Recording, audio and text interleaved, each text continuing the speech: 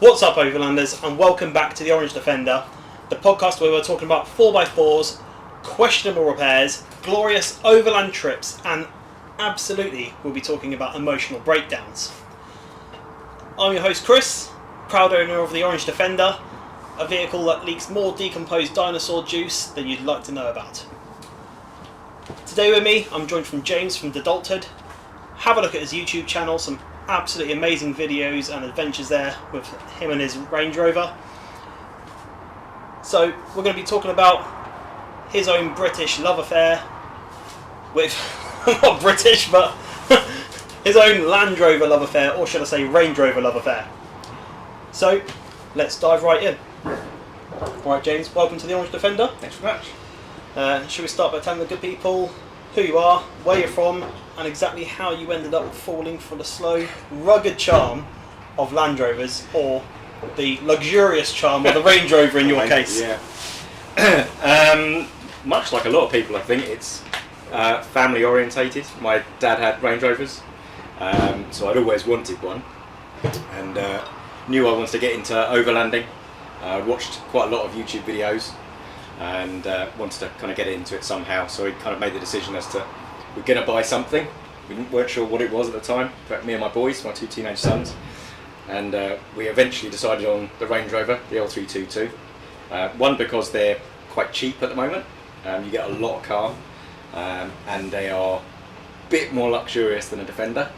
Yeah, if you don't mind me saying. Definitely. And I think with the kind of miles I was looking to do, I kind of wanted to get something that was a bit more, just a bit nicer, a bit more comfort more than anything else. Not the most reliable or notorious car, but it was. I still think it's the right decision nonetheless. Yeah. So, yeah. Happy days. What engine have you got in your? So I've got a 2008 4.2 Supercharged petrol. Supercharged. Yes, Wow. So it's thirsty, but ULEZ compliant, weirdly. So I can still drive up to London, no worries with it. But yeah, it's especially when it's fully packed, it can be a little thirsty on the longer trips. But I still think it's worthwhile. So top tip there for everyone: if you're looking for a ULEZ compliant vehicle, Range Rover, 4.2 litre. Yeah, V8. 2008. Yeah, absolutely brilliant. Yeah. Oh, lovely. So we don't normally talk about, like, or when you think of Land Rovers rather, the first thing that doesn't come to mind is never 0 to 60. It's always how good is it off-road, or how luxurious is it if it's a Range Rover. But with supercharged V8, what is the 0 to 60 on that? I don't know. I've been too afraid of ripping the gearbox out of it. But yeah, it's not sluggish. Yeah, it doesn't hang around. I mean, you can. Well, I've not done a 0 to 60 in all honesty, but yeah, it's probably quicker than you want a nearly 3-ton car to be. Yeah, like nearly 3 tons. Yeah, nearly 3 tons. With all the gear in it, yeah, we're nearly 3 tons. 2.9 tons, something like that. I think it is with all the stuff on it. So yeah, it doesn't hang around, but you'll kill your fuel consumption. So I tend to baby it quite a lot, to be fair. Yeah. Nice. So you mentioned about the gearbox then. When did you buy the car? So I bought the car, I've had that about 18 months ago now, so last January I bought that, and it was a bog standard 2008 autobiography. Yeah. It was in the spec I wanted. I was being quite picky about it, so it was black leather. I didn't want the lighter coloured interior, and it was the autobiography, so it had all the extra bits and pieces like the heated ventilated seats. Ventilated seats, absolutely brilliant as well actually, what a great invention. Especially in this weather. Yeah. And it had a full service history. I knew it had some rust, all that kind of stuff, all the stuff it's going to have. When I told the garage that I was buying it from that I was looking to drive it down to Portugal, he kind of took a step back and was like, "Are you sure?" Which did make me think a little bit. But that was the salesman doing it. Yeah, I was the salesman. Yeah. But he still sold it to me. So yeah, it was a huge amount of car. I think it only cost me $5,500. I think it was. Nice. I've spent a bit more than that doing it up and working on it. But it's although it doesn't look very standard, running gear wise, it is very, very standard. Yeah. So there's not a huge amount that I've changed technologically on the car. So it's quite normal. Oh, okay. And how long after you bought it did something go wrong? This is the painful stuff we're talking about. We're going to bring back all those awful memories where your wallet's been severely lighter afterwards. Yeah, well, we trying to think of the first one. There's been that many, is there? Yeah, I had a couple of full starts with it, where I had the rear diff had some noises, which we found out wasn't the diff in the end, but either way, diff noises and transfer box noises. So I had them both rebuilt, and that was just after I met you, actually, before the Arctic trip. Okay. So I think I had to get them rebuilt before the trip. But they weren't really broken, but I was aware that they were making noise and it would be a sensible thing to do. The first major breakdown was in Germany. So on the Arctic trip was the first major breakdown. Yeah. So nothing really had gone majorly wrong before then. Yeah.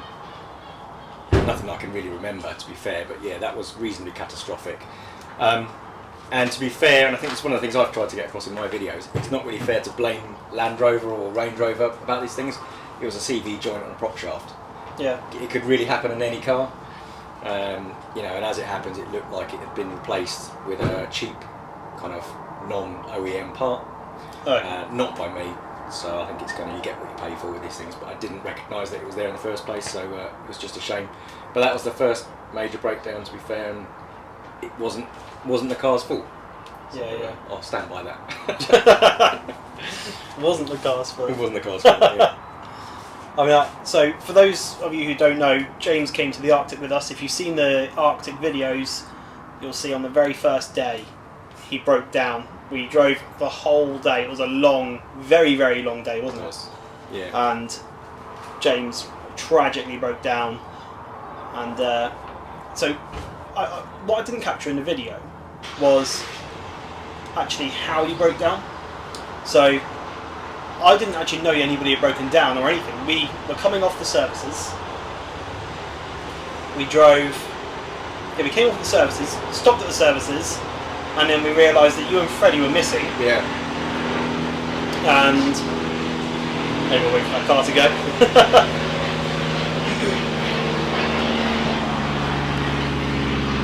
And a plane. Yeah. Yeah, so we were coming off at the services, and then you and Freddie had disappeared, and we were all wondering where you'd gone. We were trying to call people, and we weren't getting any response, so we had thought that you guys had missed the junction or missed us coming off. But when was the actual first point that you realised something was going wrong with the car? Well, it was a real shock, actually, to be fair, as most breakdowns probably are, but I had no telltale signs whatsoever that something was going wrong. So we'd been on the Autobahn for quite a long time. We all pulled off behind you, so we're up on the junction, so we'd literally come off the slip road, up at the junction, and as that junction then joined the road that went over the bridge, literally I'd stopped, hadn't put into park or anything like that, literally just stopped, and as I pulled away there was no drive. So there was no noise, just no drive, just revved the engine. I thought, that really odd. There was no catastrophic bang or crash or anything like that. No clunking, nothing. It just literally went from no driving drive. to nothing. No drive.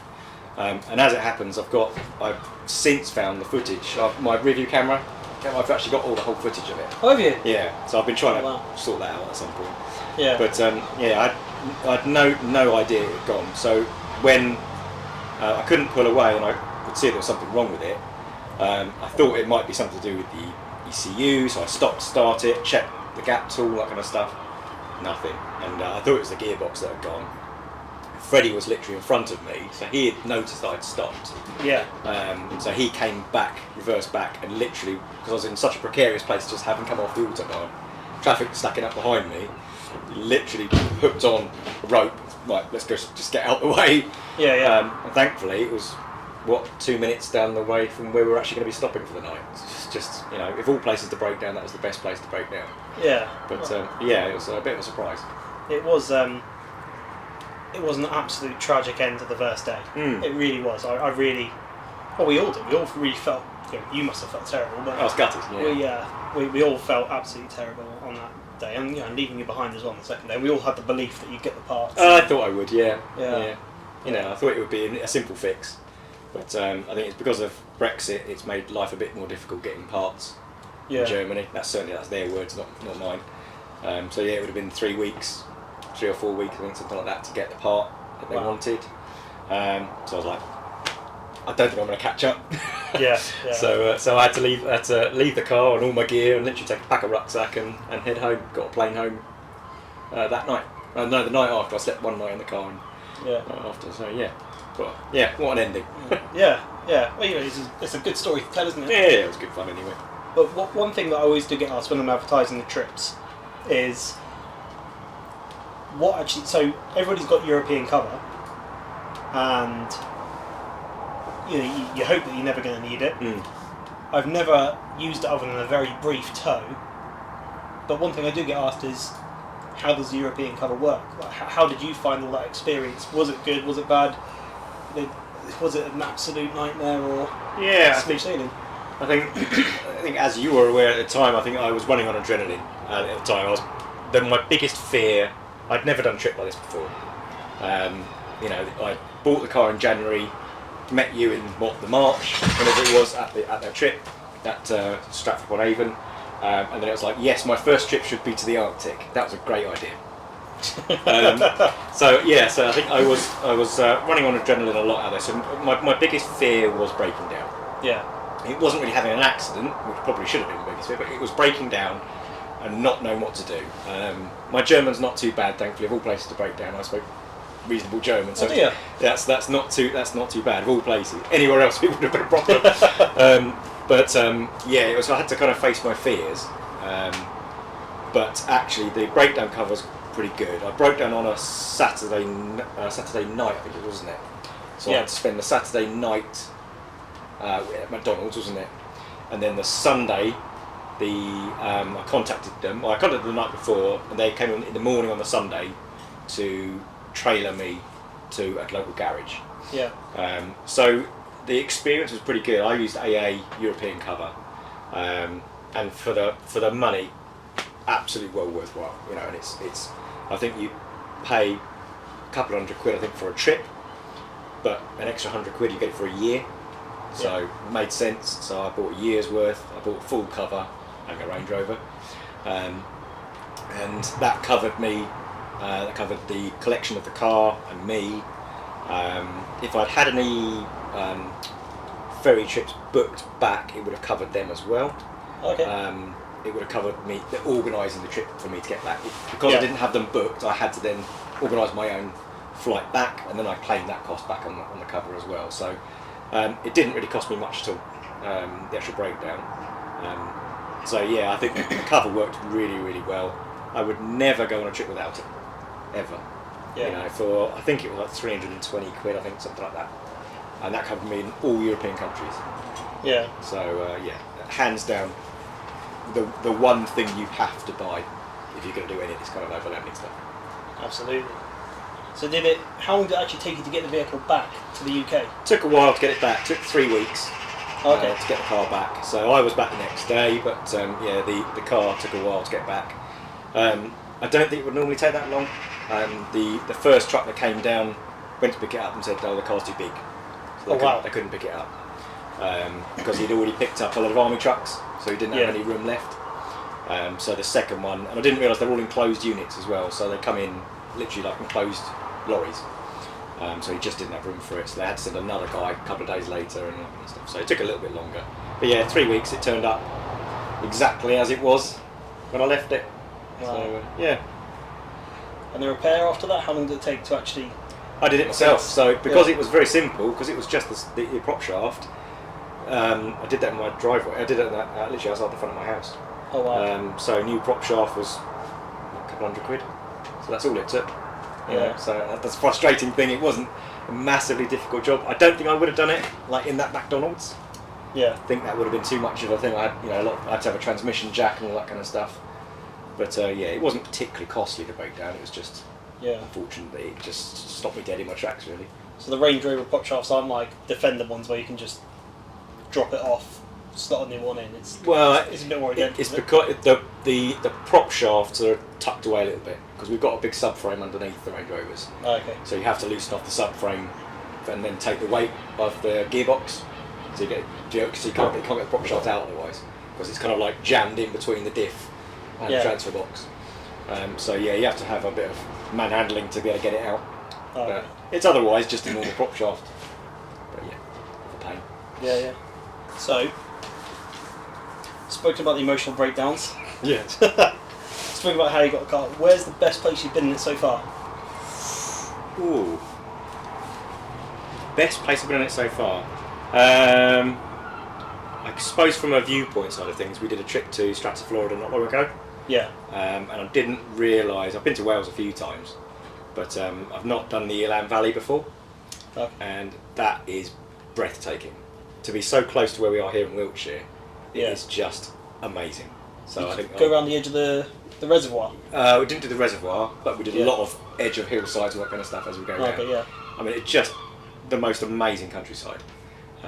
So yeah, it was only a short trip because I broke down. But broke down again. Yeah. That's the other one. That's my transfer box went. Oh. So yeah. But yeah. So but it was either way. It was a probably the most spectacular view so far. And I will definitely be going back there. Definitely. Brilliant. I'm right in saying you went to the Shetland Islands? Oh yes, I forgot about the Shetlands. Yeah. yeah, we did. So that's the kind of only big trip I've done that I haven't broken down. So, okay. Yeah, it's not bad. I forgot about that. Yeah, so when we first got the car, I think we'd done the roof rack and some other bits and pieces. Got the fridge in the back. Yeah. I took my two boys and my wife. We did a tour up the west coast, all the way up the west coast of England, west coast of Scotland. Went across to Loch Ness, and then back down to Aberdeen. Got the ferry up to the Shetlands, and then did a tour all over the Shetlands, all the way up to Unst, and stopped up at Saxa Ford. So it's the northernmost point you can drive in Great Britain. Oh wow. Yeah, actually that trumps Wales. Actually, I just forgotten you'd done that. That was. So we've got a new winner. That was a new winner. Yeah. Stratford Florida is lovely, but yeah, the Shetlands were that was pretty breathtaking. Yeah, that was. Yeah, forgot about that. How long was that trip? So that was. How long did we do that for? I think that was that 2 weeks, something like we did 2 weeks. So we've got friends of ours who've got some property up there. We met them up there. Okay. So we stayed with them on Unst. But we did, and then we came down the east coast and did Edinburgh and all that kind of stuff all the way down. Yeah. So we did like a trip all the way up, stopped at a few places, went up to Unst, did all that around there, and then came back down to the trip all the way back down. So it's about 2 weeks, I think it was. Is that all like part of? I don't know much about it, but is that all part of like the NC 500? Parts of it are, yeah. So that's something I've been looking at, funny enough. So there seems to be a few more of those routes cropping up, I've noticed. Yeah. But yeah, you've got the NC 500, and there's another one as well that does all the coastal routes. I can't remember what it's called. There is another one, but we didn't go as far west as that to do those ones. But we'd like to do that again. I think the whole family want to do that. Yeah, that'd be spectacular. I imagine. And where's your next trip that's coming up? Next trip, so we're doing a trip to the Pyrenees. I hear myself talking about next trip thinking, is the car going to make it? But yeah, next trip is the Pyrenees, so we go on the 5th. And yeah, we get driving down through west coast of west of France, all the way down to the Pyrenees, spending 9 days on that trip. Yeah. Doing about 360 miles off-road over the actual Pyrenees. Oh wow! And then making our way back up through the centre of Wales, stopping off to see Ben, another YouTuber as well. So he's got another Range Rover. So we've all got the same disease. So we've got the same Range Rover disease. We're stopping up on the way back, and then making our way back up to Caen. Gosh, my French is very bad. So Caen. Okay. Sure. But yeah, that's on the 5th. So fingers crossed the car is ready to go by then. Yeah. Should be. Well, it sounds like you put a lot of money into repairing it and time and effort as well. So certainly a lot of effort. Yeah. It's trying to pre-think everything that can go wrong. I did all the maintenance things, but things that have gone wrong so far are just not things that I could have done much about. Yeah. Which is really frustrating. The Wales thing where the transfer box went, there was no indication I had a problem with it. So for it to go like that, it's just... Yeah, and like I said to you before, I think it may very well have been because of the prop shaft that went in Germany, that actually damaged the transfer box, and I just wasn't aware. Yeah. So, but the car is ready to go Oh, I hope it's at the moment. hope it's a successful trip for you this time, because you certainly deserve it Last- with the luck you've had after Yeah, the past yeah. few months. It's been bad. So we're going back to the Arctic in February. Are you going to come for attempt number 2? I really do want to. I do really want to. An amazing group of people. I've probably got some friends for life, I think, and it's. I would highly recommend it, and it's likely that I will join in, but it depends on how this Pyrenees trip goes. I think my confidence was knocked with Wales. Because Wales was supposed to be the trip where nothing went wrong, and everything went wrong. So my compressor went on the suspension as well. My gallery, the air gallery, leaked. Yeah. And then the transfer box went, and I had a puncture. So it was a really testing trip. So I need a trip that goes without much issue. Yeah. And I think if I do that, then I would be up for doing it again. Yeah. Oh, brilliant. I mean, well, to be fair, it is a Land Rover. I know you said you can't blame Land Rover for the faults, but it is a Land Rover. At the end of the day, we can only expect them all to break down. Really, Yes. you know, It's 2008 car. It's not a new car. You know, it's you know, these things they do break down. But you know, it's what you've got. I mean, especially with the Range Rover, it's got air suspension. You know, it's got perishable parts. You know, they're going to need replacing after a certain amount of time. You know, so if you haven't replaced them, be prepared to. Yeah. You know, they're brilliant cars to have. You know, but the compressors wear out. You know, and if you have a leak, they wear out even quicker. You know, so you don't find out until it's too late that you've got lots of bits wrong with it. Yeah. And you find, especially because they're quite cheap at the moment, if you buy a cheap one, the last couple of owners may not have maintained it. You know, so you've got a car that was once 80 grand that you're buying for 5. Yeah. You know, that still looks like an 80 grand car, but has been treated like a 3 grand car. So yeah, you have to be careful. But again, I think any car could be like that. Yeah. You know, I stick up for Land Rovers and Range Rovers. I think they've got a bad rep, but I don't think it's necessarily their fault. No. I support them. I'm a defender, and it breaks down all the time. But I still believe it's the best car in the world. Yeah, brilliant. Yeah, I'd still love one as well. That'd be my next purchase. Yeah. Oh. So, what would be your top tip for anybody buying or looking to buy an L322? What's your number one thing to look for if someone's going to buy one? It's probably a bit cliche, but rust.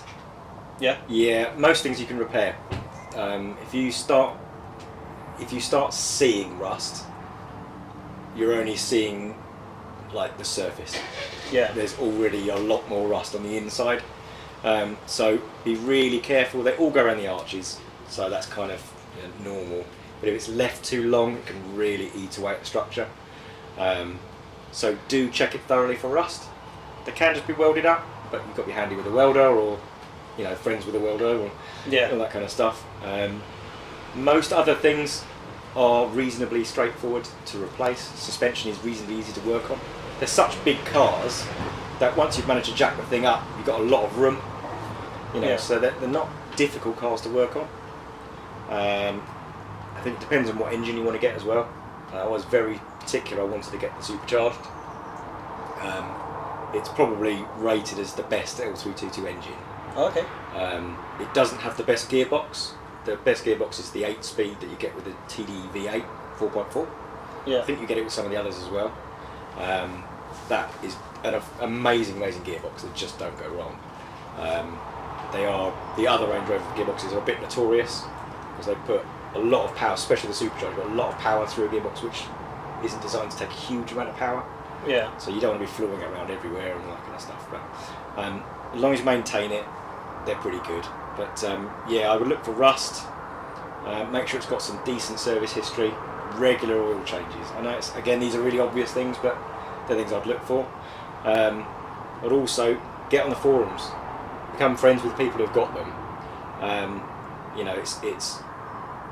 Look for what other people talk about. Their experiences with them. Don't be afraid to say I don't know anything about these things. Tell me about them. And there are quite a few buying guides out there. I think Mark, actually, funny enough, from Overlanding Forward, who I'm going to Apparently he's done a buyer's guide. Was he? Yeah, on his website. So I think you can go to that. Forgive me, I can't remember which website. We'll put a link up in the We'll put a bottom. link up. Yeah. But that is absolutely brilliant, and he's detailed everything about the R322s. So yeah, well worth buying. So getting older than this, a couple of quid, I think it is. So those buyer's guides, look for those. They're well worth it. And if it feels wrong, don't buy it. You know, if you get into the car and something sounds a bit weird, don't buy it. Yeah. You know, if you're not particularly handy, probably best not buy one. That's my honest truth, I think. Okay. Otherwise, you're going to be getting somebody else to do all the work on it, and that's going to cost you a lot of money. Or you're going to learn very quickly. Or you'll learn One or very, two. very quickly. Yeah, yeah, very, very quickly. Yeah. Or just get rid of it very quickly. They do change hands pretty quick. Yeah, yeah. Right, got a little quick fire round for you now. Okay. Answer these as quick as you can. Okay. Just spurt it out. Okay. Just don't get me banned on YouTube. Okay. Try. If you see something outrageous. Yeah. But you're out on the market, cash in your pocket, Defender or Hilux.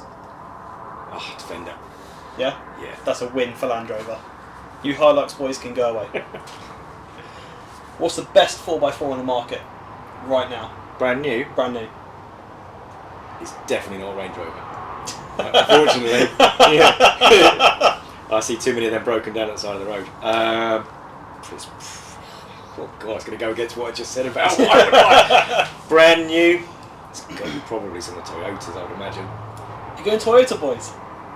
Oh, James. If it was brand, Oh, no. if it was brand new, yeah. I mean, like the Defenders, you know, they're riddled with problems. You know, the new Defenders. We need to get you on some successful trips. Yeah, To get you back onto the side of the Land Rover. Yeah, You sorry. said it wasn't their fault a minute ago. Yeah, yeah. The new ones are terrible, but yeah, the old ones, it's not their fault.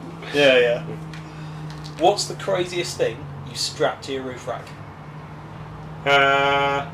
Crazy thing I strapped to my roof rack. Crikey.